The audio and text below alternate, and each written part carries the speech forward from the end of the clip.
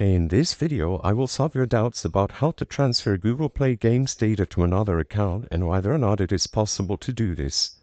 To answer this question, what we can do is open up the Google Play Games app, and as you can see, we will be able to sign into any account that we want to transfer the data from.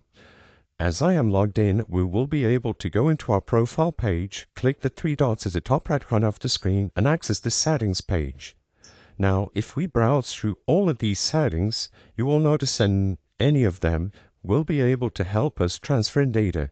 As you can see, some of them allow us to change to different accounts for certain games. However, there is no option related to transferring the data under the data category. All we can do here is manage the information and data for this specific account. Even if we go back and we switch accounts, we won't be able to transfer any information from other accounts, even if they're logged in at the same time on this device. If we switch over to the usual Play Store, click on our profile icon at the top right corner of the screen and access the help and feedback session, you will notice that looking up transfer data will only give us answers on switching to a new Android device and not transferring the Google Play Games data. So is there any way to transfer our saved game data to another device?